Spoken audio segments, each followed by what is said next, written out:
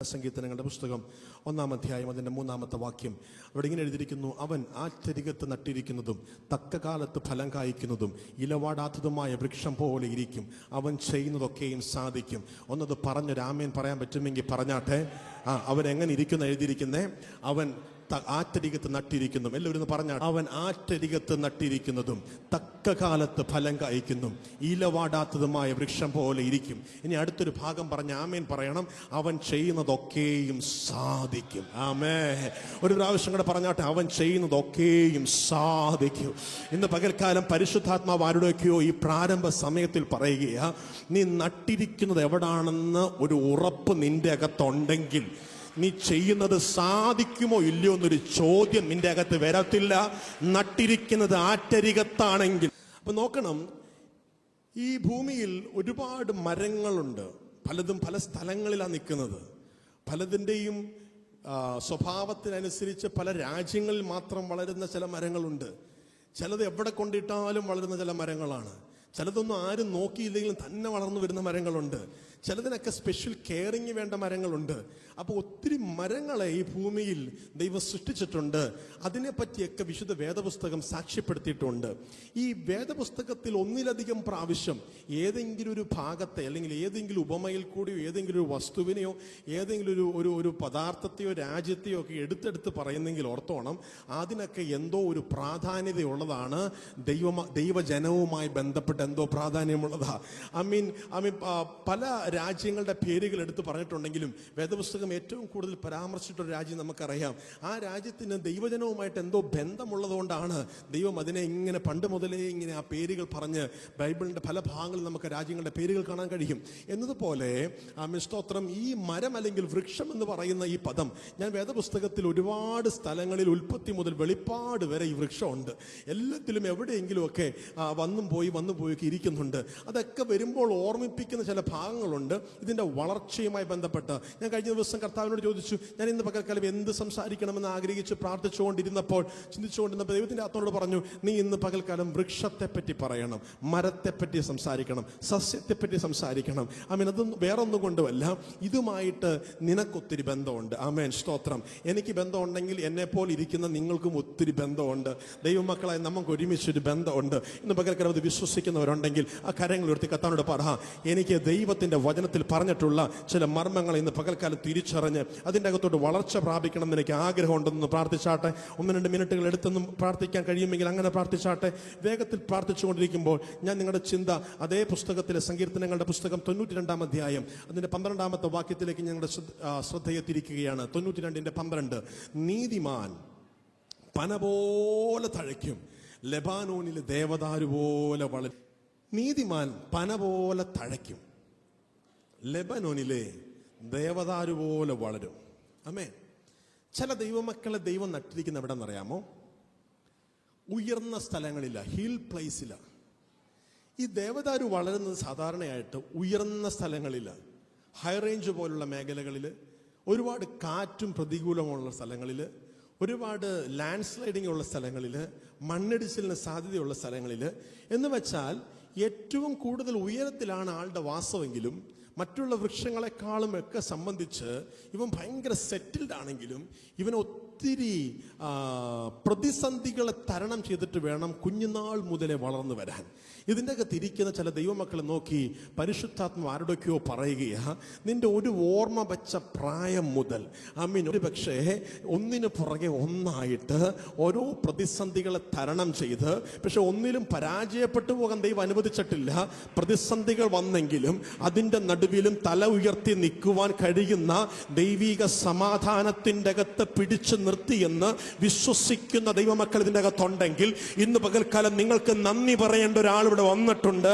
അത് വേറെ ആരുമല്ല, എനിക്ക് നിനക്കും വേണ്ടി കാൽവറിയിൽ ജീവൻ തന്നിട്ട് എന്നെയും നിന്നെയും ചില പ്രതിസന്ധിയുടെ മേഖലകളിൽ തല ഉയർത്തി നിൽക്കുവാൻ, എന്നേക്ക് 2000-ൽ പരം വർഷങ്ങൾക്ക് മുൻപ് ഒരുവന്റെ തല താഴ്ത്തപ്പെട്ടിട്ടുണ്ടെങ്കിൽ, ഒരുത്തൻ അപമാനിക്കപ്പെട്ടിട്ടുണ്ടെങ്കിൽ എന്നെ ഉയർത്തുവാൻ ഒരു ഒരിക്കൽ ഒരുവൻ സകല സ്വർഗ മഹിമകളെയും വെടിഞ്ഞ് ഈ താണ ലോകത്തിലേക്ക് ഇറങ്ങി വന്നിട്ടുണ്ടെങ്കിൽ എന്റെ യേശു കർത്താവ് പറഞ്ഞു, എന്നിൽ വസിച്ചാൽ നിങ്ങൾക്കും ജീവിക്കുവാൻ കഴിയും. ഇന്ന് പകൽക്കാലം നമ്മെ വളർത്തുവാൻ ഒരിക്കൽ ഒരു നാട്ടൊലിവ് ഇറങ്ങിയതാ.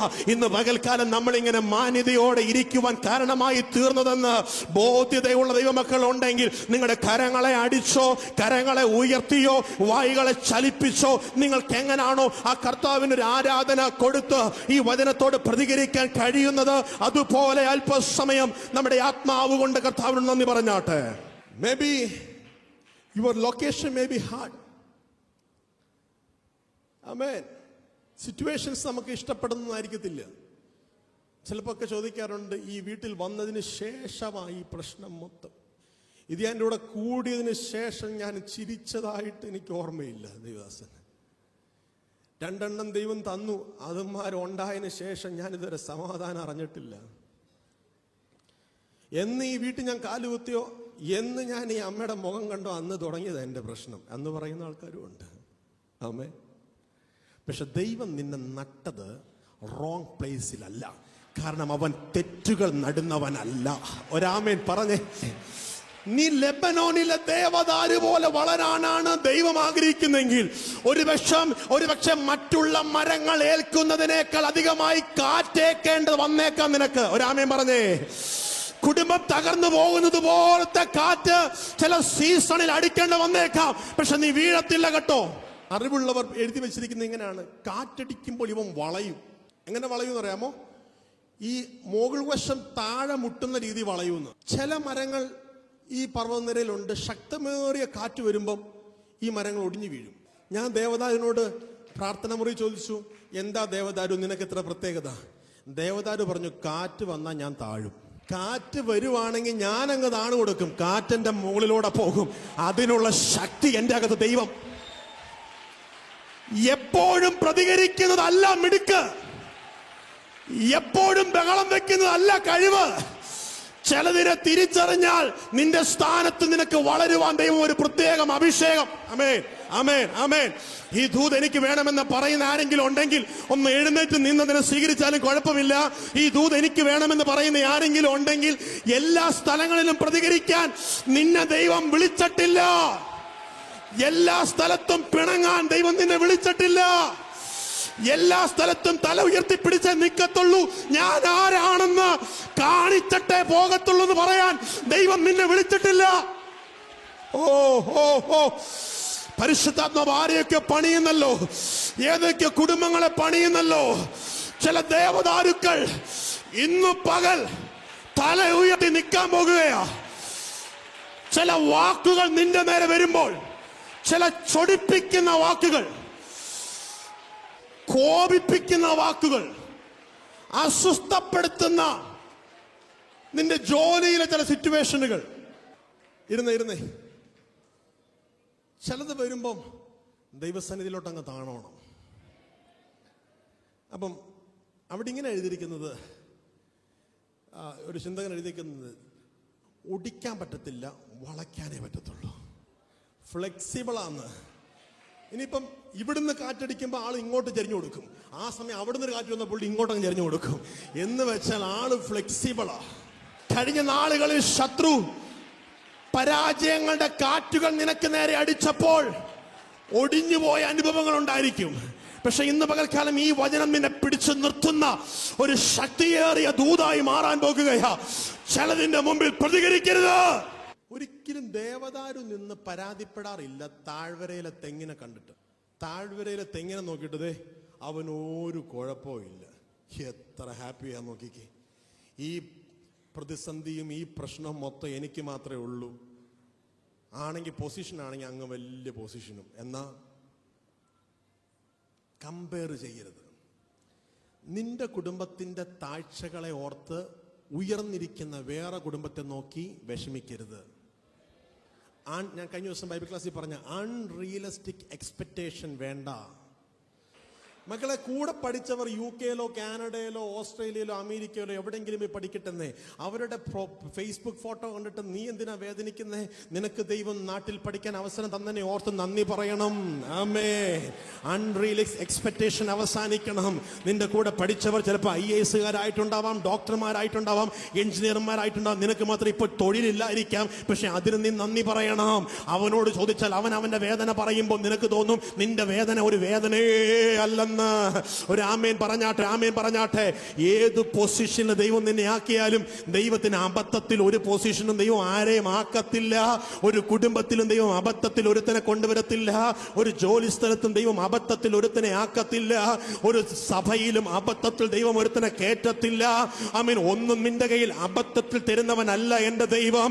അവൻ എന്തെങ്കിലും തന്നാൽ അവൻ അതിന്റെ മേൽ പ്ലാനും പദ്ധതിയും ഉണ്ട്. നിനക്ക് മക്കളെ തന്നത് അബദ്ധത്തിലല്ല. ഇങ്ങനെ ഒരെണ്ണം എന്റെ വയറ്റിൽ ഉണ്ടായി പോയല്ലോ എന്ന് ചിന്തിച്ചെങ്കിൽ ഇന്ന് പകൽക്കാലം ക്ഷമ പറഞ്ഞ് പ്രാർത്ഥിക്കണം. കാരണം ദൈവം അറിയാതെ ഒന്നും ഉണ്ടാകുന്നില്ല. ഇന്ന് പകൽക്കാലം നന്ദി പറയാൻ കഴിയുന്നവരുണ്ടെങ്കിൽ അതരങ്ങളെ ചലിപ്പിച്ച് വായുകളെ തുറന്നു പറ, വായുകളെ തുറന്നു പറ, വായുകളെ തുറന്നു പറ. നീ തന്നെ പറഞ്ഞ് കെട്ടിവെച്ച ചില ബന്ധനങ്ങൾ ഇന്ന് പകൽക്കാലം അഴിയുകയാ. നീ തന്നെ അറിയാതെ വായു കൊണ്ട് പറഞ്ഞ് നാശം പിടിച്ചതെന്ന് പറഞ്ഞു പോയ ചില വാക്കുകളുടെ നാശത്തിന്റെ ശാപങ്ങൾ നിന്റെ വായു കൊണ്ട് തന്നെ കുടുംബത്തിന്റെ അകത്തേക്ക് വരുത്തിയതാ. ഇന്ന് നീ തിരിച്ചു പറഞ്ഞ് അതിന്റെ മേൽ ജയം പ്രാപിക്കണം, ജയം പ്രാപിക്കണം. ആരാ ഈ ദൂതിനോട് പ്രതികരിക്കുന്നവർ എനിക്കറിയത്തില്ല. പരിശുദ്ധാത്മാവാരോടേക്ക് ഓർമ്മിപ്പിക്കുന്നു. നീ പോലും അറിയാതെ വേദനിക്കുന്ന അനുഭവങ്ങൾ വന്നപ്പോൾ ഇതുപോലത്തെ ഒരു കഷ്ടം, എന്തൊരു നാശം എന്ന് പറഞ്ഞു പോയതിനെ നീ ഇന്ന് പകൽ ക്യാൻസൽ ചെയ്യണം. ഓർമ്മ വരുന്നെങ്കിൽ ക്യാൻസൽ ചെയ്തിട്ട് എഴുന്നേക്കാവൂ. ഇന്ന് പകൽ നീ ചില ഗുഡ് ന്യൂസുകൾ കേൾക്കുന്ന പകലായി മാറാൻ പോകുകയാ. ഒരു ആമേൻ പറഞ്ഞ്, രാമേൻ പറഞ്ഞ്, രാമേൻ പറഞ്ഞ്, ഒരു ആമേൻ പറഞ്ഞ് ദൈവത്തെ ആരാധിക്കുവാൻ കഴിയുന്നവർ ദൈവത്തെ. എല്ലാ മരങ്ങൾക്കും ഒരു സീസൺ ഉണ്ട് കേട്ടോ. ഞാൻ ആദ്യം പറഞ്ഞ നട്ട സ്ഥലത്തെ പറ്റിയാ. ഇപ്പൊ എവിടെ നടണം എന്നറിയാമോ? എവിടെയാണെങ്കിലും നിന്നെ ഏത് ഡ്രൈ പ്ലേസിൽ നട്ടാലും നീ ആറ്റരികത്തോട്ട് നിന്റെ ആത്മാവിനെ കൊണ്ടുവരാൻ തയ്യാറായാൽ ഒരു ഉഷ്ണക്കാറ്റിനും നിന്റെ വേരിനെ ഉണക്കാൻ പറ്റത്തില്ല. ആമേൻ. അടുത്തിരിക്കുന്നവർ പറഞ്ഞാട്ടെ, എല്ലാ മരങ്ങൾക്കും ഒരു സീസൺ ഉണ്ടെന്ന് പറഞ്ഞാട്ടെ. ഒത്തിരി അങ്ങ് വളർന്നിട്ട് എന്താ വല്ല പ്രതിസന്ധി വരുമ്പോൾ വീണുപോയാ പോയില്ലേ? പറ, എനിക്ക് കുറച്ചേ കായ്ച്ചുള്ളെങ്കിലും, കുറച്ചു കാലമൊക്കെ കായ്ച്ചുള്ളെങ്കിലും നിലനിൽക്കുന്നത് കായ്ക്കണം എന്ന് പറ. നിലനിൽക്കുന്ന ഫലങ്ങളുള്ളവരായി മാറണം എന്ന് പറ. ഒരാമേൻ പറഞ്ഞേ, ഒരാമേൻ പറഞ്ഞിട്ട് പറ. ആമേൻ മാത്രമല്ല, ആമേൻ പറഞ്ഞിട്ട് പറ, എനിക്ക് നിലനിൽക്കുന്ന ഫലം കായ്ക്കണം. ഒത്തിരി ഒന്നും ആയില്ലെങ്കിലും. Every tree has a season. എല്ലാ മരത്തിനും ഒരു സീസൺ, ഒരു കാലമുണ്ട്. ആമേൻ. ബട്ട് നിനക്ക് കായ്ക്കാൻ പറ്റാത്ത കാലം, നിനക്ക് ഫ്രൂട്ട്ഫുൾ ആകാൻ പറ്റാത്ത കാലത്തെ ഓർത്ത് നീ അധൈര്യപ്പെടരുത്. ആമേൻ. Don't be discouraged by winter. വിന്ററിൽ വരുമ്പോൾ അല്ലേ, നല്ല ശൈത്യകാലം അങ്ങ് തുടങ്ങുമ്പോൾ നമുക്കറിയാം മരങ്ങൾ ഫലം കായ്ക്കുന്ന സമയമാണോ ഇല പൊഴിക്കണ സമയമാണോ? തണുപ്പൊക്കെ കൂടുന്ന പ്രത്യേക ഒരു സമയം വരുമ്പോൾ എന്തോ സംഭവിക്കും? ഇലയൊക്കെ അങ്ങ് പൊഴിക്കും. അന്ന് ഫലമൊന്നുമില്ല നിൽക്കുന്ന കാലഘട്ടത്തെയാണ് അങ്ങനെ പറയുന്നത്. നമ്മുടെ ബൈബിളിൻ്റെ അകത്തൊരു വചനമുണ്ടല്ലോ, മർക്കോസ് എഴുതിയ സുവിശേഷം 11-ാം അധ്യായം അതിൻ്റെ 12-ാമത്തെ വാക്യം. നാൾ അവർ ബഥാന്യ വിട്ടു പോരുമ്പോൾ അവന് വിശന്നു. യേശു എന്ത് കണ്ടിട്ടാ വന്നേന്ന് അവിടെ എഴുതിയിട്ടുണ്ട്. യേശു കാണുകയാണ്, അവൻ ഇലയുള്ളൊരു അത്തിവൃക്ഷം ദൂരത്തുനിന്ന് കണ്ടു. അതെന്നെ അവിടെ ഒരു അത്തിവൃക്ഷം ഉണ്ടായിരുന്നുള്ളോ ദേവാസന്മാരെ? ഒരു അത്തിവൃക്ഷം ഉണ്ടായിരുന്നു അല്ലല്ലോ. അവിടെ സ്പെസിഫൈ ചെയ്തേക്കുന്നു, അത്തിവൃക്ഷം കുറെ ഉണ്ടായിരുന്നു, പക്ഷെ ഇലയുള്ളൊരു അത്തിവൃക്ഷം യേശു ദൂരം. അതങ്ങനെ ഇലയുള്ള വൃക്ഷം എവിടെ നോക്കിയാലും കാണാൻ പറ്റും, അത്യാവശ്യം മറയൊന്നും ഇല്ലെങ്കിൽ. കാരണം ബാക്കിയുള്ളതിനൊന്നും ഇലയില്ലല്ലോ. അപ്പൊ ആകെ ഇലയുള്ളതിനെ ഇതിനെ മാത്രമേ തലയെടുപ്പുള്ളൂ, പച്ചിപ്പുള്ളത് അത് മാത്രമേ ഉള്ളൂ. യേശു ഒരു 1/2 കിലോമീറ്റർ ദൂരെ നിന്നിട്ട് കണ്ടുടാ, അവിടെ ഒരു അത്തിവൃക്ഷത്തിന്റെ ഇല തളിർത്ത് നിൽക്കുന്നുണ്ട്. വാ ഓടാന്ന് പറഞ്ഞ് അങ്ങോട്ട് ശിഷ്യന്മാരോട്ട് ഓടി ചെല്ലുക. അങ്ങനെ ചെന്നപ്പോൾ എന്നാ സംഭവിച്ചെന്ന് അറിയാമോ? അത്തിവൃക്ഷത്തിന്റെ അടുത്ത് വന്ന് അതിൽ വല്ലതും കണ്ടു കിട്ടുമോ എന്ന് വെച്ച് ചെന്നു. അടുത്തെഴുതിക്കുന്നു, അതിനരികെ എത്തിയപ്പോൾ ഇലയല്ലാതെ ഒന്നും കണ്ടില്ല. അടുത്ത വചനമാണ് എന്നെ യേശു ചെയ്ത ആ പ്രവൃത്തിയെ വേദനിപ്പിച്ചത്. അത് അത്തിപ്പഴത്തിന്റെ കാലമല്ലാഞ്ഞു. എന്നിട്ടും യേശു കർത്താവ് അതിനെ നോക്കി ശപിച്ചു. എന്തൊരു പരിപാടിയെ നോക്കിക്കേ. എന്തിനായിരിക്കും ഇതിനെ ശപിച്ചത്? കാരണം കൂടാതെ യേശു അങ്ങനെയൊന്നും ചെയ്യത്തില്ല. അവിടെ ഇങ്ങനെ എഴുതിയിരിക്കുന്നു, ദൂരത്ത് നിന്ന് ഇലയുള്ളൊരു അത്തിവൃക്ഷം യേശു കണ്ടു, അതിൻ്റെ അടുത്തേക്ക് ഓടിച്ചെന്നു. അതിൻ്റെ അർത്ഥം ആ സമയത്ത് മറ്റുള്ള വൃക്ഷങ്ങളിലൊന്നും ഇലയില്ലെന്ന് വേണം കരുതാൻ. എൻ്റെ കൂടെ അങ്ങനെ അവിടെ എഴുതിയിട്ടില്ല. കർത്താവ് ഇങ്ങനെ ചിന്തിച്ചപ്പോ ഒരു ചിന്തയാ. നേരം കഴിച്ച് വയറ് മുറുക്കിയിട്ടും ഒരു പനി പോലും വരാതെ, ആമേൻ ഹല്ലേലൂയ, ഒരു പകർച്ചവ്യാധി പോലും പിടിക്കാതെ, ഓ ശതന ഹടക മനക, നനഞ്ഞാലും ചേറിൽ കിടന്നാലും ഉരുണ്ടാലും ഒരു അസുഖവും പിടിക്കാതെ, ആമേൻ, ഇമ്മ്യൂണിറ്റി തന്ന് നിർത്തിയെങ്കിൽ, കാലാവസ്ഥ നിന്റെ കുടുംബത്തിന്റെ അകത്ത് അനുകൂലമല്ലാതിരുന്നപ്പോൾ, നിനക്ക് ഫലം കൊടുക്കുവാൻ കഴിയാതിരുന്ന സമയത്ത് യഹോവയായ ദൈവത്തിനൊരു ആഗ്രഹമുണ്ടായിരുന്നു, നിന്നെ ഒന്ന് വളർത്തി കാണണമെന്ന്. ഒരാമേൻ പറയാൻ കഴിയുന്നവരാമേൻ പറഞ്ഞേ. സകല വഴികളും അടഞ്ഞ് ജീവിതം ഒരു തുമ്പ് കയറിന്റെ അകത്ത് അവസാനിപ്പിക്കാമെന്ന് നീ തീരുമാനിപ്പിച്ചപ്പോൾ, സാഹചര്യങ്ങൾ നിന്റെ മുമ്പിൽ നിന്ന് തട്ടി മാറ്റി, തുടർന്ന് പിറ്റേ ദിവസവും എഴുന്നേൽക്കുവാൻ ഒരു ബലം തന്നെ നിർത്തിയത് ഒരുപക്ഷെ ആരുടെയെങ്കിലും ഒരു ഫോൺ കോൾ ആയിരുന്നായിരിക്കാം, ആരുടെയെങ്കിലും ഒരു സന്ദേശമായിരുന്നായിരിക്കാം, ആരുടെയെങ്കിലും ഒരു വിളിയായിരുന്നായിരിക്കാം. സകല വിശ്വാസവും മതി എന്ന് പറഞ്ഞ് കർത്താവിനെ തള്ളിപ്പറഞ്ഞിനി ഞാൻ പ്രാർത്ഥിക്കുന്നില്ല, കൂട്ടായ്മയ്ക്കില്ലെന്ന് പറഞ്ഞു പോയപ്പോ, നിന്റെ ഫോണിലോട്ട് വിളിച്ച് എന്താ സഹോദര, എന്താ സഹോദരി വരാത്തെന്ന് ചോദിച്ചൊരാളില്ലേ? ആ ആളുടെ പേരെന്നറിയാമോ? നിന്റെ ലൈഫിന്റെ അകത്ത് കാലാവസ്ഥ അനുകൂലമല്ലാതിരുന്നപ്പോൾ നിന്നെ വളർത്താൻ ദൈവത്തിന് ഇഷ്ടമുണ്ടായിട്ട് നിന്റെ അടുത്തേക്ക് ദൈവത്തിന്റെ മനസ്സോടെ ഒരു വ്യക്തിയെ പറഞ്ഞു വിട്ടതാ, നീ ഒന്ന് വളരാൻ വേണ്ടിയിട്ട്, നീ ഒന്ന് ഫലം കായ്ക്കാൻ വേണ്ടിയിട്ട്. ഓ, എല്ലാ അത്തിവൃക്ഷങ്ങളും ഇല പൊഴിപ്പിക്കുന്ന ശൈത്യകാലത്ത് ഒരത്തി മാത്രം ഇലയോടെ നിന്നപ്പോൾ യേശു കർത്താവ് ശിഷ്യന്മാരോട് പറഞ്ഞു, വാ മക്കളെ, എന്റെ പിതാവ് ഇവന് ഹല്ലേലൂയ ഈ പ്രതിസന്ധിയുടെ നടുവിലും ഇല പിടിച്ചു നിൽക്കാൻ ഒരു സാഹചര്യം കൊടുത്തിട്ടുണ്ടെങ്കിൽ നമുക്ക് പ്രതീക്ഷിക്കാൻ ചിലതുണ്ട്. യേശു ഓടി അങ്ങോട്ട് ചെന്നപ്പോ ആ വൃക്ഷം നമുക്ക് തുല്യമായിട്ടാണ് അവിടെ രേഖപ്പെടുത്തിയിരിക്കുന്നത്. ആ വൃക്ഷം എന്ന് പറയുന്നത് സാധാരണ വൃക്ഷമായി കണക്കാക്കുന്നില്ല. നമ്മൾ ഇന്ന് ആരാധിക്കുന്ന നമുക്ക് ഓരോരുത്തർക്കും തുല്യമാണ്. ദൈവം സാഹചര്യങ്ങളില്ലാത്തിടത്ത് നിന്നും നിനക്ക് ഇല വളർത്താൻ സാഹചര്യം ദൈവം തന്നു. ഫലം കൊടുക്കേണ്ടത് നിന്റെ ഉത്തരവാദിത്തമായിരുന്നു. പ്രയോജനപ്പെടേണ്ടത് നമ്മുടെ ഉത്തരവാദിത്തമായിരുന്നു. ഒന്ന് ഓർത്ത് നോക്കിയിട്ട് കണ്ണടച്ചൊന്ന് കരഞ്ഞുകൊണ്ട് നന്ദി പറയാൻ പറ്റുമെങ്കിൽ നല്ലതാ. സാഹചര്യം പലർക്കും അനുകൂലമല്ലാതിരുന്നപ്പോ, എല്ലാം ഒരു കയർത്തുമ്പിൽ അവസാനിപ്പിക്കാമെന്ന് തീരുമാനിച്ചപ്പോ, ഉള്ളിൽ ബലം നൽകി നിന്റെ തല ഉയർത്തി നിന്നെ പിടിച്ചിറക്കിയില്ലേ? അതെന്തിനാണെന്നറിയാമോ? നിന്നിൽ ഫലം കായ്ക്കണമെന്ന് ദൈവത്തിന് ആഗ്രഹമുള്ളതുകൊണ്ടാ. ഇന്നും ഫലം കായ്ക്കാൻ പറ്റാത്ത അനുഭവത്തിനകത്ത് നിൽക്കുന്നെങ്കിൽ, ഉള്ളിൻ്റെ ഉള്ളിലൊരു തേങ്ങലോടുകൂടെ ആരാ എന്നോടുകൂടെ ചേർന്ന് പ്രാർത്ഥിക്കുന്നവരുള്ളേ? കണ്ണുകൾ അടച്ചൊരു നിമിഷം ഒന്ന് പ്രാർത്ഥിച്ചേ. കർത്താവേ, എനിക്ക് നിനക്ക് വേണ്ടി എന്തെങ്കിലും ചെയ്യണം. പിറുപിറുപ്പോടെയല്ല, ദൈവത്തിന് വേണ്ടി എന്തെങ്കിലും ചെയ്യുമ്പോൾ സന്തോഷത്തോടെ ചെയ്യാൻ എന്നെ സഹായിക്കണം. ഫലമുള്ളവളായി, ഫലമുള്ളവനായി എനിക്കൊന്ന് മാറണമെന്ന് ആഗ്രഹിക്കുന്നവരുണ്ടെങ്കിൽ ഒരു നിമിഷം ഒന്ന് പ്രാർത്ഥിച്ചു. അപ്പോൾ ഈ സീസൺ എന്ന് പറയുന്നത്, ശരിക്കും പറഞ്ഞാൽ ചിന്തകന്മാർ പറയുന്നത്, ഈ സീസൺ ഒരിക്കലും ഫലം കൊടുക്കാൻ പറ്റിയ സീസൺ അല്ല. ശരിയാ, നമ്മുടെയൊക്കെ ലൈഫിലുണ്ട് ദൈവമക്കളെ അങ്ങനത്തെ ഒരു സീസൺ. എന്നും ഒരേ രീതിക്ക് ഫലം കൊടുത്ത് ദൈവത്തെ ആരാധിച്ച് ആരെങ്കിലും ഉണ്ടെങ്കിൽ ഒന്ന് കൈപൊക്കിക്ക്. ഞാനും പൊക്കിയിട്ടില്ല. എന്നും ഒരുപോലെ നിന്ന് കർത്താവിനെ സ്തുതിക്കാനും ഓങ്കർ വീറോടെ നിൽക്കാനും പറ്റിയവര് ഇതിനകത്ത് ഒന്നോ രണ്ടോ പേരുണ്ടെങ്കിൽ ഞാൻ അതിന് കർത്താവ് നന്ദി പറയുന്നു. ദൈവം നമുക്ക് ഈ വരും ദിവസങ്ങൾ അധികമായി ഇത് വർദ്ധിപ്പിക്കട്ടെ അങ്ങനെയുള്ളവരെ. പക്ഷേ എപ്പോഴും കർത്താവ് ഉദ്ദേശിച്ച പോലെ ഒന്നും ഫലം കൊടുക്കാൻ നമുക്ക് പറ്റിയിട്ടില്ല. പക്ഷെ ഇതിൻ്റെ പിന്നിൽ ഒരു ചരിത്രമുണ്ട്. എന്തിനാണ് ചില കാലഘട്ടത്തിൽ മരങ്ങൾ ഇല പൊഴിക്കുന്നത്? എന്തിനാണ് ചില കാലഘട്ടങ്ങളിൽ മരം ഇല പൊഴിക്കുന്നത്? അതിൻ്റെ സയൻസ് അറിയാവുന്നവർ അതിനെപ്പറ്റി പറഞ്ഞിരിക്കുന്നത് ഇങ്ങനെയാണ്. ഇല പൊഴിക്കുന്നൊരു സീസൺ ദൈവം ചില സസ്യങ്ങൾക്ക് വെച്ചിരിക്കുന്നത്. ചില സസ്യങ്ങൾക്കുള്ള പ്രശ്നം നോക്കിക്കേ. അപ്പോൾ ഈ ഇല പൊഴിക്കുന്ന റബ്ബർ എന്തിനാണെന്നറിയാമോ? ആ സീസണിൽ ഇലയിലോട്ട് ന്യൂട്രീഷൻ കൊടുക്കണ്ടെന്ന് ദൈവം അങ്ങ് പറഞ്ഞു. പകരം നീ ഈ സമയം നിന്റെ വേരങ്ങ് അടിയിലോട്ട് വർദ്ധിപ്പിച്ചോണം.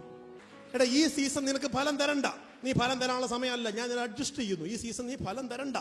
പക്ഷെ ഈ സമയം നിന്റെ ഇല വർദ്ധിപ്പിക്കാൻ നീ നോക്കാതെ കുത്തിയിരുന്ന് വേര് വർദ്ധിപ്പിച്ചു കഴിഞ്ഞാൽ 2 മാസം കഴിയുമ്പോൾ ഇരട്ടി ഫലം കൊടുക്കാൻ കഴിയുന്ന രീതിയിൽ നിന്റെ വേരിനെ ബലപ്പെടുത്തി ഞാൻ എടുക്കും.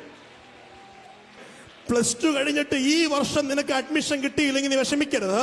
ഈ ഒരു വർഷം കർത്താവിന് വേണ്ടി പ്രയോജനപ്പെട്ടാൽ കർത്താവ് നിന്നെ അധികമായി മാനിക്കുന്ന ഒരു സീസണിലോട്ട് എഴുന്നേൽപ്പിക്കും.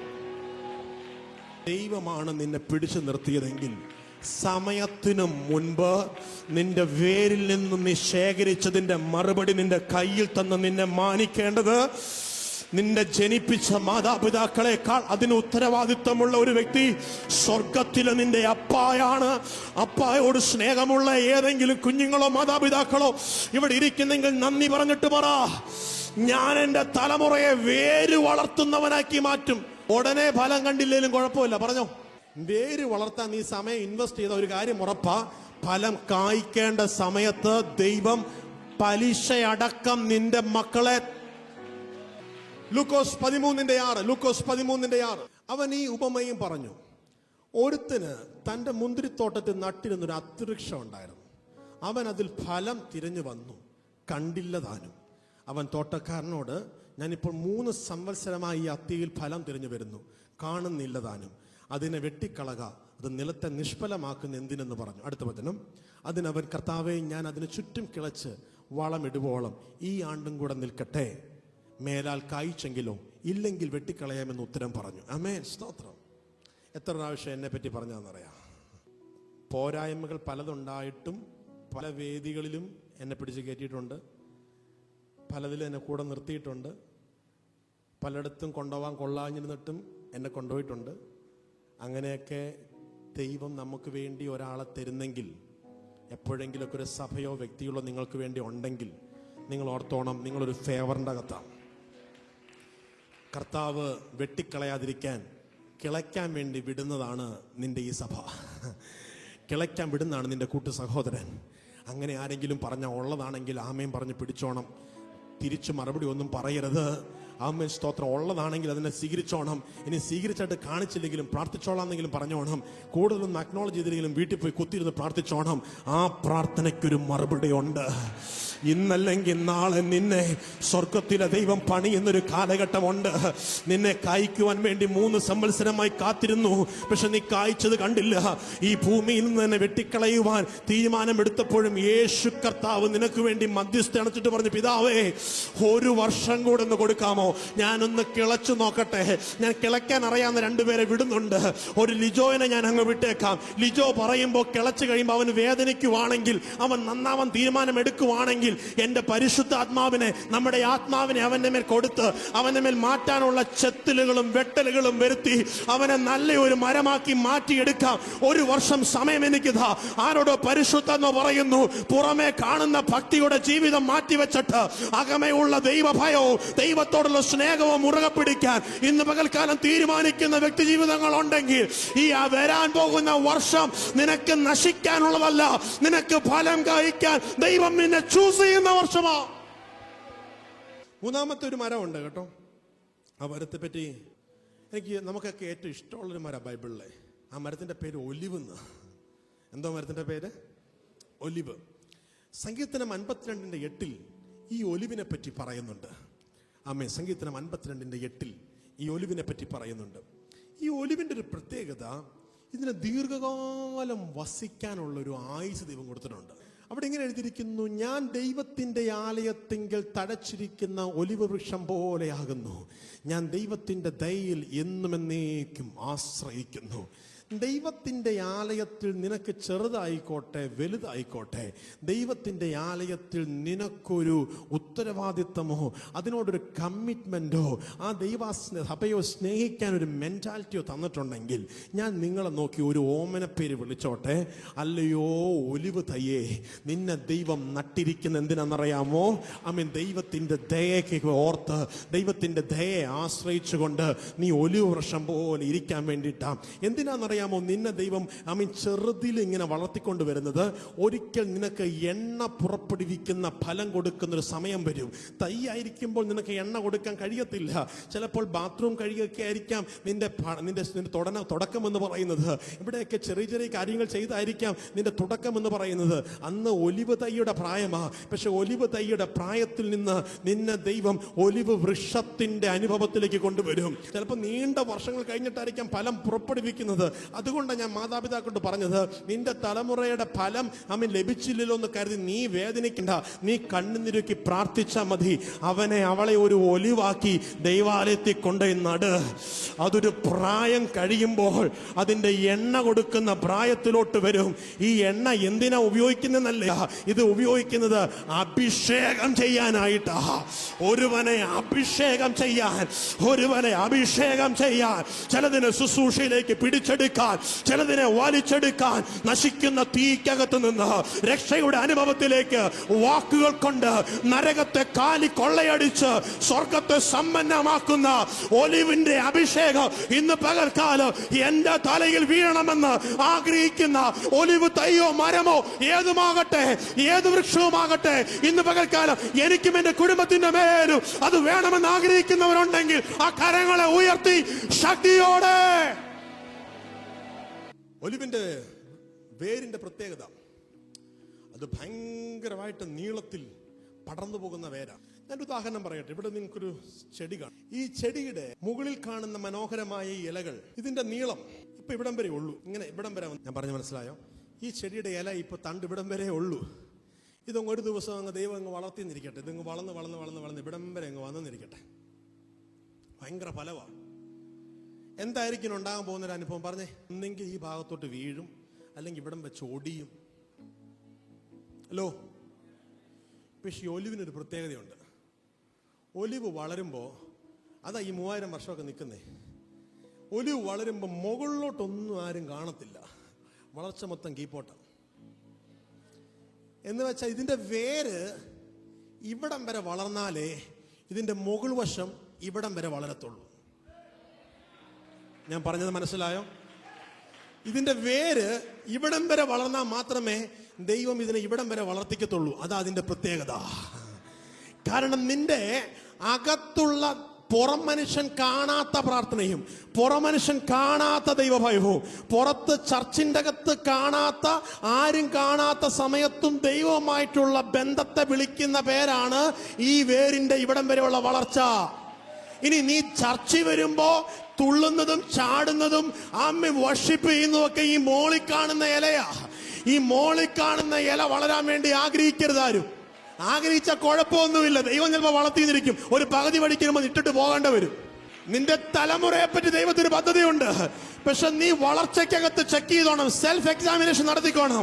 മുകളിലത്തെ വളർച്ചയേക്കാൾ അധികമായി താഴത്തെ റൂട്ടിന് വളർച്ചയില്ലെങ്കിൽ ഒരു സമയത്തുമ്പോ താഴേക്ക് വീഴും. സ്റ്റേജിൽ കാണുന്ന പെർഫോമൻസും സ്റ്റേജിൽ കാണുന്ന പരിപാടിയും എല്ലാം കാണുമ്പോൾ നമ്മുടെ അകത്തും ഒരു ആഗ്രഹം തോന്നും, ഞാനും നാളും നിൽക്കുന്ന നല്ലതാ, നിൽക്കണം എന്നാ ഞാനും ആഗ്രഹിക്കുന്നത്. പക്ഷെ ഓർത്തോണം, പുറമേ കാണുന്ന പാട്ട്, അതിനേക്കാൾ പാട്ട് അകത്തുണ്ടെങ്കിലേ പുറത്ത് പാടാൻ വരാവൂ. മൈക്ക് കിട്ടുമ്പോൾ ഉണ്ടാകുന്ന ഉത്സാഹം മൈക്ക് ഇല്ലാത്തപ്പോഴും ഉണ്ടെങ്കിൽ മാത്രമേ മൈക്കിന്റെ മുമ്പിൽ നിൽക്കാവൂ എന്നാണ് ഞാൻ ഈ പറഞ്ഞു വരുന്നത്. വ്യക്തിപരമായ ജീവിതത്തിൽ ദൈവത്തിന് സമയം കൊടുക്കുന്ന അനുഭവം ഉണ്ടെങ്കിൽ, സമയം കുറച്ച് എടുത്തിട്ടാണെങ്കിലും ഇതിനെ അങ്ങ് ദൈവം ഒരു ദിവസം അങ്ങ് പടർത്തും. ഇതിനെ പടർത്തിക്കഴിഞ്ഞ ഒരു ഗുണമുണ്ട്. വേര് പോകുന്നതിന്റെ പുറകെ ഇത് വളരുന്നുള്ളത് കൊണ്ട് എന്തോരം വളർന്നാലും ഒടിയത്തില്ല.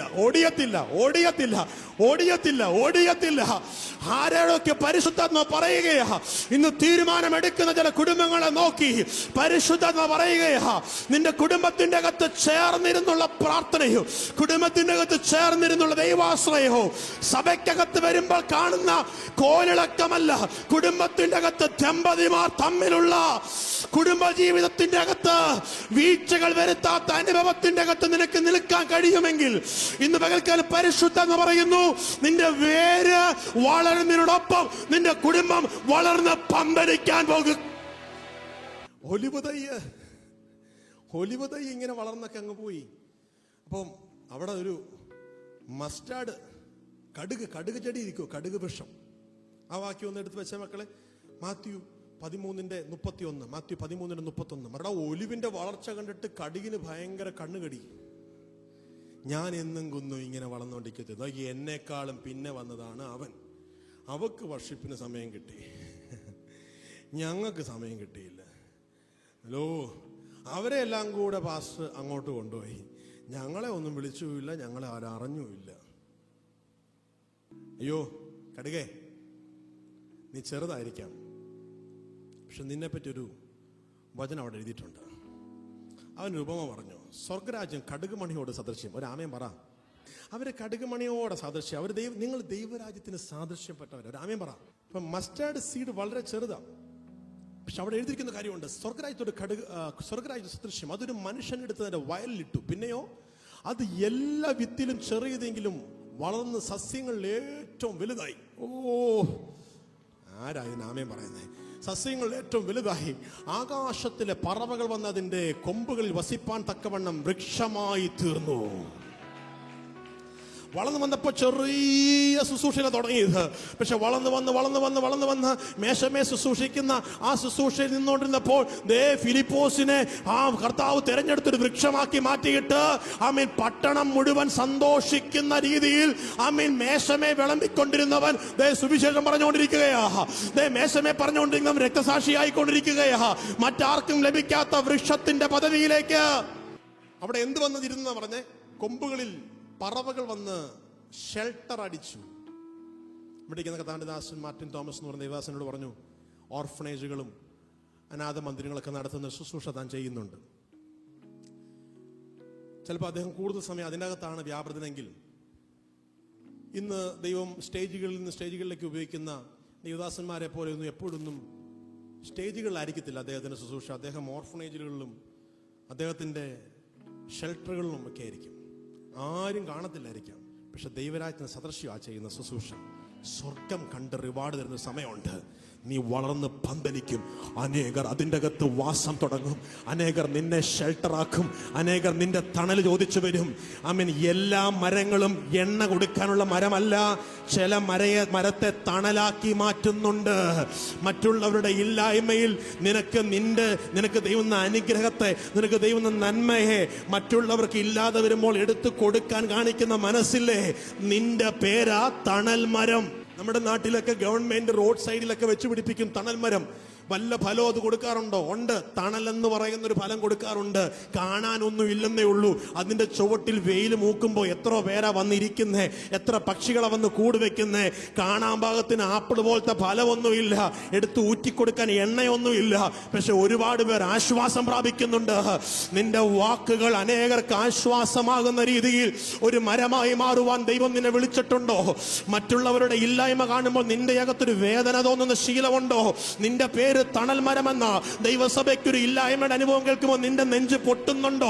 നിന്റെ പേര് തണൽ മരമെന്ന ദൈവരാജ്യത്തെ ഓർത്ത് നിനക്ക് വല്ലാത്തൊരു നൊമ്പരമുണ്ടോ? നീ ദൈവരാജ്യത്തൊരു സദൃശ്യമുള്ള കടുകുമണിയാ. നീ ഒരിക്കൽ സസ്യമായിരിക്കാം, പിന്നത്തേതിൽ വൃക്ഷമാകും. നിന്റെ കീഴിൽ അനേകർ വന്ന് അഭയം കൊള്ളുന്ന രീതിയിൽ ദൈവം നിന്നെ വളർത്തിയെടുക്കുന്ന കാലങ്ങൾ അതിവിദൂരമല്ലെന്ന് പരിശുദ്ധാത്മാവ് ഇതിലിരിക്കുന്ന ജനത്തോട് ദൂത് പറയുമ്പോൾ ഏറ്റെടുക്കാൻ മനസ്സുള്ളവർ ആമേൻ പറഞ്ഞ് ദൂതിനെ പിടിച്ചാട്ടെ. മറ്റൊരു വൃക്ഷത്തെ കൂടെ പെട്ടെന്ന് പരിചയപ്പെടുത്തിട്ട് വെളിപ്പാട് പുസ്തകം 22:2. വെളിപ്പാട് 22:2 ഒരു വൃക്ഷത്തെ പറ്റി പറയുന്നുണ്ട്. ട്രീ ഓഫ് ലൈഫ്, ജീവവൃക്ഷം. അവിടെ ഇങ്ങനെ എഴുതിയിരിക്കുന്നത്, നദിക്ക് ഇക്കരയും അക്കരയും ജീവവൃക്ഷം ഉണ്ട്. അത് 12 വിധം ഫലം കായ്ക്കുന്ന മാസം തോറും അതത് ഫലം കൊടുക്കുന്നു. വൃക്ഷത്തിന്റെ ഇല ജാതികളുടെ രോഗശാന്തിക്ക് ഉതകുന്നു. ഈ വൃക്ഷം ഉണ്ടല്ലോ, എല്ലാ മാസവും ഫലം കൊടുക്കും. 12 മാസം കൊടുക്കും, പക്ഷെ ഒരു ഫലമല്ല, 12 ഫലം. ഈ വൃക്ഷത്തിന്റെ പ്രത്യേകത, ഇന്ന് ഒരു ഫല പുറപ്പെടുവിച്ചെങ്കിൽ അടുത്ത മാസം വേറെ ഫലം കൊടുക്കും. മാർച്ച് ആകുമ്പോൾ വേറെ റോളായിരിക്കും. ഏപ്രിൽ ആകുമ്പോൾ ഉപവാസ പ്രാർത്ഥനയായിരിക്കും.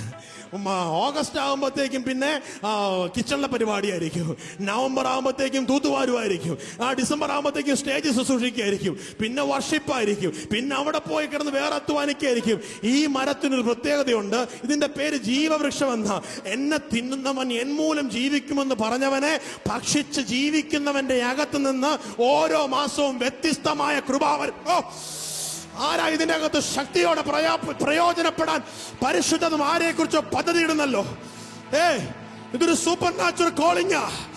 ഒരു വിളിയല്ല നിനക്ക്, ഒരു വിളിയല്ല നിനക്ക്, ഒരു വിളിയല്ല നിനക്ക്. നിന്നെ പറ്റി ദൈവം ആഗ്രഹിക്കുന്ന ബുദ്ധിമുട്ടുകൾക്ക് നടുവിലും പ്രതിസന്ധികൾക്ക് നടുവിലും പെറുപിറപ്പില്ലാതെ ജീവിക്കാമെങ്കിൽ നിനക്കൊരു വളർച്ച ഉണ്ടെന്നുള്ളത് ഉറപ്പാണ്.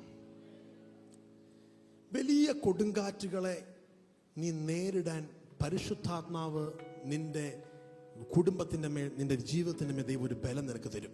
സ്തോത്രം, ഹല്ലേലൂയ. യിരെമ്യാ പ്രവചന പുസ്തകം 17-ാം അധ്യായത്തിന്റെ 7-ാം വാക്യം ഞാൻ നിങ്ങളുടെ ശ്രദ്ധയിലൊന്ന് പെടുത്തട്ടെ. യിരെമ്യാവ് 17-ന്റെ 7-ഉം 8-ഉം വചനങ്ങൾ. യഹോവയിൽ ആശ്രയിക്കുകയും, അതൊന്ന് വായിക്കാൻ പറ്റുമോ? യഹോവയിൽ ആശ്രയിക്കുകയും യഹോവ തന്നെ ആശ്രയമായിരിക്കുകയും ചെയ്യുന്ന മനുഷ്യൻ ഭാഗ്യവാൻ. അടുത്ത വചനം, അവൻ വെള്ളത്തിനരികെ നട്ടിരിക്കുന്നതും ആറ്റരികെ വേരൂന്നിയതുമായിരിക്കുന്നതുമായ വൃക്ഷം പോലെയാകും. ഉഷ്ണം തട്ടുമ്പോൾ അത് പേടിക്കത്തില്ല, അതിൻ്റെ ഇല പച്ചയായിരിക്കും. വരൾച്ചയുള്ള കാലത്തും വാട്ടം തട്ടാതെ ഫലം കായ്ച്ചുകൊണ്ടിരിക്കും. ഇന്ന് പകൽക്കാലം ഞാനിത് പറഞ്ഞുകൊണ്ടിരിക്കുന്നത് ഇവിടെ ഇരിക്കുന്ന സീനിയർ സിറ്റിസൺ ആയിട്ടുള്ള ദൈവമക്കളെ നോക്കിയിട്ട. ഉഷ്ണം തട്ടുന്നൊരു സമയമാണ്. ഒരു 40 കഴിഞ്ഞാൽ, 50 കഴിഞ്ഞാൽ, 60 കഴിഞ്ഞാൽ നിന്റെ ജീവിതത്തിൻ്റെ അകത്ത് പ്രശ്നങ്ങളുടെ എല്ലാം കഴിഞ്ഞ് പിന്നെ ഉഷ്ണങ്ങൾ അടിക്കുന്ന കാലഘട്ടമാണ്. പക്ഷെ ഒരു കാലഘട്ടം ആറ്റരികത്ത് നട്ടിരുന്നത് കൊണ്ട് ഉഷ്ണത്തിന്റെ കാലം വന്നാലും ഒന്നും ഇല്ലാതിരിക്കുന്ന അനുഭവം വന്നാലും സ്തോത്രം, അവരിങ്ങനെ ഫലം കായ്ച്ചുകൊണ്ടിരിക്കും. വാർദ്ധക്യത്തിലും അവർ പച്ച പിടിച്ചും പുഷ്ടി വെച്ചും ഇരിക്കും. യഹോവയെ കാത്തിരിക്കുന്ന അനുഭവം. വീടുകൾക്കകത്ത്, മുറികൾക്കകത്ത് ഒറ്റയ്ക്കിരുന്ന് പ്രാർത്ഥിക്കുന്ന മാതാവേ, ഒറ്റയ്ക്കിരുന്ന് പ്രാർത്ഥിക്കുന്ന പിതാവേ, നിന്റെ തലമുറകൾ ഉഷ്ണിക്കുന്നത് കാണേണ്ടത് നിനക്ക് ഇടവരുത്തത്തില്ല. ഒറ്റയ്ക്കിരുന്ന് കരയുന്ന മാതാക്കന്മാരോട് പറയട്ടെ, നിന്റെ തലമുറകൾ അപ്പം ഇരക്കുന്നത് കാണുവാൻ നിനക്ക് കഴിയത്തില്ല. ഒറ്റയ്ക്കിരുന്ന് കരയുന്ന പിതാക്കന്മാരെ നോക്കി ഞാൻ പറയട്ടെ, നിന്റെ തലമുറകൾ കെഞ്ചുന്നത് കാണേണ്ട ഇട നിനക്ക് വരത്തില്ല. അവർ തക്ക കാലത്ത് മാത്രമല്ല സദാസമയം ഫലം കായ്ച്ചുകൊണ്ടിരിക്കും. ഈ ദൂതിനെ പിടിക്കാൻ കഴിയുന്ന മാതാപിതാക്കൾ ഉണ്ടെങ്കിൽ ആമേൻ പറഞ്ഞേ. ഇന്ന് പകൽക്കാലം നിങ്ങൾക്ക് ക്യാൻസർ ചെയ്ത് പ്രാർത്ഥിക്കാൻ പറ്റുമോ? ക്യാൻസർ ചെയ്ത് പ്രാർത്ഥിക്കാൻ പറ്റുമോ? എല്ലാ കാലത്തും ഫലം കായ്ക്കുന്ന വൃക്ഷത്തിന്റെ ഇല എന്തിനാ ഉപയോഗിക്കുന്ന അറിയാമോ? ജാതികളുടെ, നേഷൻസിന്റെ രോഗോപശാന്തിക്ക് വേണ്ടിയിട്ട്. ഇതിനകത്ത് പരിശുദ്ധാത്മാവ് ചില തലമുറകളെ നോക്കി പറയുകയാ, രാജ്യം കാണുന്ന ഹീലിംഗ് മിനിസ്റ്റേഴ്സുകൾ, രാജ്യം കാണുന്ന രോഗശാന്തി വരപ്രാപ്ത നിന്റെ തലമുറയ്ക്കകത്തിരിക്കുന്നുണ്ട്. ഒരാമേൻ പറയാൻ കഴിയുന്നവർ, രാജ്യം കാണുന്ന റിവൈവലിസ്റ്റുകൾ, രാജ്യം കാണുന്ന പ്രീച്ചേഴ്സ്, രാജ്യം കാണുന്ന ഉണർവിന്റെ പോരാളികൾ നിന്റെ കുടുംബത്തിന്റെ അകത്ത് ഒളിഞ്ഞിരിക്കുന്നുണ്ട്. ആരാ കണ്ണുനീരൊഴുക്കാൻ തയ്യാറായിട്ടുള്ളത്? ഇന്ന് കാണുന്ന അനുഭവങ്ങളെ ഓർത്ത് നീ നെടുവീർപ്പിടണ്ട. നാളുകളിൽ ആമേൻ എല്ലാ കാലത്തും ഫലം കായ്ക്കുന്ന നിന്റെ തലമുറയുടെ ഇല മതി രോഗികളെ വിടുവിക്കാൻ. ഇത് കർത്താവിന്റെ വരവുമായിട്ട് പറഞ്ഞ ഭാഗമാണെന്ന് എനിക്കറിയാം. ചിലതൊക്കെ അങ്ങനെയും നട്ടിട്ടുണ്ട്. ഇന്ന് പകൽക്കാലം ആരെങ്കിലും സൗഖ്യമില്ലാതെ ഭാരപ്പെടുന്നവരുണ്ടെങ്കിൽ ഈ മുറിക്കകത്ത് നിങ്ങൾക്ക് ഹീലിംഗ് എക്സ്പീരിയൻസ് ചെയ്യാനുള്ള സ്വാതന്ത്ര്യമുണ്ട്. പരിശുദ്ധാത്മാവിന്റെ നിയോഗത്തിൽ ചില ശരീരങ്ങളെ നോക്കി ആത്മാവിൽ ഞാൻ കൽപ്പിക്കാൻ പോകുകയാ. എന്നോട് കൂടെ ചേർന്ന് വിശ്വസിക്കുന്നവരുണ്ടെങ്കിൽ ഇപ്പോൾ നിങ്ങളുടെ മേൽ അത്യന്ത ശക്തി വന്ന് വീഴാൻ പോകുകയാ. അസ്ഥി മജ്ജകളുടെ മേല്, മാംസപേശികളുടെ മേല്, രക്തധമനികളുടെ മേല്, നാഡി ഞരമ്പുകളുടെ മേല്, രക്തത്തിന്റെ മേല് ദൈവത്തിന്റെ ശക്തി ഇപ്പോൾ വ്യാപരിക്കാൻ പോകുകയാണ്. വിശ്വസിക്കുന്നവർ അത് എക്സ്പീരിയൻസ് ചെയ്യാൻ തുടങ്ങട്ടെ. നിന്റെ ഉച്ചി മുതൽ ഉള്ളം കാല് വരെ, മുടിനാര് മുതൽ പാദം വരെ പരിശുദ്ധാത്മാവിന്റെ അഗ്നി ഇപ്പോൾ വ്യാപരിക്കുകയാണ്. ചില അസ്വസ്ഥതകൾ നിന്നെ വിട്ട് പുറത്തു പോകട്ടെ. ചില പാരമ്പര്യ രോഗങ്ങൾ യേശുവിന്റെ നാമത്തിൽ ഇപ്പോൾ ഐ ക്യാൻസൽ ഇറ്റ്. യേശുവിന്റെ നാമത്തിൽ ചിലതിനെ ക്യാൻസൽ ചെയ്യുകയാ. യേശുവിന്റെ നാമത്തിൽ ചിലതിനെ റെബ്യൂക്ക് ചെയ്യുകയാ. ഇനി ഒരിക്കലും നിന്റെ മേൽ വാഴാതെ വണ്ണം, അത് നിനക്കൊരു ബുദ്ധിമുട്ടും വരുത്താതെ. ഒരു മരം കൂടെ ഉണ്ട്, സാധാരണമായിട്ട് നിൽക്കുന്ന മരമാണ്. എല്ലായിട്ടൊന്നും അറിയത്തില്ല. ഇന്നലെ വന്നേ ഉള്ളൂ. എന്ത് പറയണം, എവിടെ പറയണം എന്ന് അറിയത്തില്ല. ചിലപ്പോൾ അവരുടെ വാക്കുകൾ കൊണ്ട് ഒത്തിരി പേർക്ക് പ്രശ്നം ഉണ്ടായിട്ടുണ്ടാവും. പാവം പിടിച്ചവരാ. പക്ഷെ ഇവർക്കൊരു ഗുണമുണ്ട്. ഇവരെന്ത് ചെയ്യുന്നറിയാമോ? ഈ ഇവരുടെ പേരെന്ന് പറഞ്ഞാൽ പൊസിഷനിങ് ഫോർ എൻകൗണ്ടർ എന്നാണ്. വേറൊരാൾക്ക് വിടുതലുണ്ടാകാൻ ഇവർ കാരണമായി മാറും. അതാണ് ഇവരുടെ ഉത്തരവ്. ഇവർക്ക് അത്ര അറിയാം. അതിനുള്ള ഗുണമേ ഉള്ളൂ അവർക്ക്. ഇപ്പം സക്കായി എന്ന് പറയുന്നൊരു മനുഷ്യൻ യേശുവിനെ കാണാൻ വേണ്ടി ജനക്കൂട്ടത്തിന്റെ നടുവിലൂടെ ഇരുന്നപ്പോൾ ആളിൽ കുറുകിയവനായതുകൊണ്ട് യേശുവിനെ കാണാൻ പറ്റിയില്ല.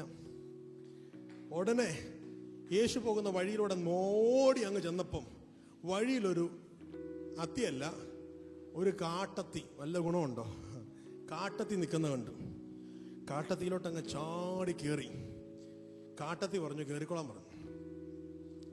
യേശുവിനെ കാണാൻ കൂടുതലൊന്നും അറിയത്തില്ല. പക്ഷെ ഈ വക ആളുകൾക്കൊരു കുഴപ്പമുണ്ട്. എന്നാ പറയണമെന്നോ എന്ത് പറയണമെന്നോ അവർക്ക് അറിയത്തില്ല. അവരാദ്യമായിട്ട് കർത്താവിൻ്റെ അടുത്ത് വന്നോളൂ. കാട്ടത്തിക്കൊരു പ്രശ്നമുണ്ട്. കാട്ടത്തിയിൽ സക്കായി കയറി എന്നുള്ളത് ശരിയാണെങ്കിൽ സക്കായിയുടെ കാലിൽ ഒരു മുള്ളു കൊള്ളാതെ പോകത്തില്ല. കാട്ടത്തിക്ക് മുള്ളുണ്ട്. എന്നിട്ടും കയറിയ സക്കായിക്ക് ഒരു കയ്യടി കൊടുത്തേ. കൊടുക്കണ്ടേ ആ മനുഷ്യന്? കൊടുക്കണ്ടേ ആ മനുഷ്യന്? കാട്ടത്തി ഹെൽപ്പ് ചെയ്ത യേശുവിനെ കാണാൻ. നമ്മളിൽ പലരും അങ്ങനെ ചെയ്തിട്ടൊക്കെ ഉണ്ട്. നമ്മൾ ഒരാളെ വിളിച്ചുകൊണ്ട് കർത്താവിന്റെ സന്നിധി കൊണ്ടുവരും. എന്നിട്ട് നമ്മൾ തന്നെ അവരുടെ മുമ്പിൽ സാക്ഷിയില്ലാതെയാവും. ഉണ്ടായിട്ടില്ലേ? നമ്മൾ തന്നെ എന്തെങ്കിലും പറഞ്ഞ് ആ വ്യക്തിക്ക് വേദനിക്കും. എത്രയോ മോഹങ്ങളെ ചിരിക്കുന്ന നോക്കി. അപ്പം നമ്മളിൽ ദേവദാരു ഉണ്ട്, ഒലിവുണ്ട്, പിന്നെ എന്തുവാ കാട്ടത്തിയും ഉണ്ട്, എല്ലാം ഉണ്ട്. നമ്മളിലെല്ലാം ഉണ്ട്. അതുകൊണ്ടാണല്ലോ കർത്താവ് പറഞ്ഞ ഓരോ മാസവും നീ കായ്ക്കുമെന്ന്. ഓരോ മാസവും ഓരോ ഗുണം കാണിക്കും. ആമേൻ, സ്തോത്രം. ഓരോ മാസവും നമ്മളെ കൊണ്ട് പ്രയോജനമുണ്ട്. ചിലപ്പോൾ നമ്മൾ ആർക്കെങ്കിലുമൊക്കെ വേദന ഉണ്ടാക്കും. അറിയാതെയാണെങ്കിലും എന്തെങ്കിലുമൊക്കെ പറയും. അത് നമ്മളിലുള്ളതാ. സ്തോത്രം. പക്ഷെ എന്നാൽ ഇതിനൊരു ഗുണം പറയാനുണ്ട്. യേശുവിനെ കാണിക്കാൻ കയറിക്കോളാൻ പറഞ്ഞില്ലേ? വാ, കയറി നിന്ന് യേശുവിനെ മതിയാവോളം കണ്ടങ്ങ് ആസ്വദിച്ചോ. അതുകൊണ്ട് ആ മനുഷ്യൻ രക്ഷയുണ്ടായി. ഇനി വന്നു കയറിയ മനുഷ്യന്റെ ഗുണം പറയാം. എത്ര മുള്ളു കൊണ്ടാലും ശരി, യേശുവിനെ കാണാതെ ഞാൻ പോണ പരിപാടിയില്ല. ഇതായിരിക്കണം വരുന്നവന്റെ ആറ്റിറ്റ്യൂഡ്. നിന്നെ ക്രിസ്തുവിലേക്ക് നയിച്ചവൻ ഒരുപക്ഷെ സാക്ഷ്യം വിട്ട് പോകുന്ന കണ്ടാൽ ഇട്ടേച്ചു പോകുന്നല്ല യേശുവിനോടുള്ള സ്നേഹം. നിന്നെ പ്രാർത്ഥനയ്ക്ക് വിളിച്ചുകൊണ്ട് വന്നവന്റെ ജീവിതത്തിന്റെ അകത്തൊരു കുറവ് കണ്ടാൽ ഇവനൊന്നും ഗുണം പിടിച്ചവനല്ലെന്ന് പറഞ്ഞ് ഇട്ടേച്ചു പോകുന്നല്ല യേശുവിനോടുള്ള സ്നേഹം. യേശുവിനോടുള്ള സ്നേഹം നിമിത്തമാണ് സക്കായി ഓടിയതെങ്കിൽ യേശുവിന്റെ കാണാൻ വേണ്ടി ഇനി മുള്ളല്ല മരത്തിൽ നിന്ന് താഴെ വീഴേണ്ട വന്നാലും ആ നടുവും പിടിച്ചുകൊണ്ട് വീണ്ടും സക്കായി കയറി ഇരുന്ന് കാണുമെന്നുള്ള ഉറപ്പാ. കാരണം ഈ സക്കായി ഇറങ്ങിയത് യേശുവിനെ കാണാനാ. യേശുവിനെ കാണാൻ ഇറങ്ങിയവർ പരാതികൾ പറഞ്ഞ് പരിഭവം പറഞ്ഞ് മാറിയിരിക്കത്തില്ല. ഇന്ന് പകൽക്കാലം ഇതിന്റെ അകത്ത് ആമേൻ കാട്ടത്തി ഉണ്ടെങ്കിലും സക്കായി ഉണ്ടെങ്കിലും ഞാനൊരു കാര്യം പറയട്ടെ. സക്കായിയെ നിന്നെ തേടി ഒരു യേശു വന്നെങ്കിൽ നിന്റെ ഭവനത്തിൽ അവനൊന്ന് വസിക്കണമെന്ന് ആഗ്രഹം തോന്നുന്ന രീതിയിൽ നിന്റെ ഭവനം ദൈവത്തിന്റെ സാന്നിധ്യമുള്ള ഒരു ഭവനമാക്കി പിന്നത്തേതിൽ നിന്നെ മാറ്റും കേട്ടോ. നീ കാണാനല്ലേ കൊതിച്ചുള്ളൂ, പക്ഷെ വീട്ടിൽ വരുന്നവനാ എന്റെ നീ ഒന്ന് കാണണം, ദൈവമഹത്വം കാണണമെന്നല്ലേ ആഗ്രഹിച്ചുള്ളൂ. നിന്റെ കുടുംബത്തിന്റെ അകത്ത് ദൈവമഹത്വം സ്ഥിരമായി നിൽക്കുന്ന അളവിൽ ഒരു ദൈവ സാന്നിധ്യത്തെയും ദൈവ പ്രവൃത്തിയെയും വീടിന്റെ അകത്ത് ജനിപ്പിക്കാൻ യേശുവിന് പദ്ധതിയുണ്ടെന്ന് ആത്മാവ് സഭയോട് ദൂത് പറഞ്ഞാൽ എത്ര പേർ കുടുംബങ്ങളെ ദൈവനാമത്തിന്റെ മഹത്വത്തിന് വേണ്ടി സമർപ്പിക്കാൻ തയ്യാറാ?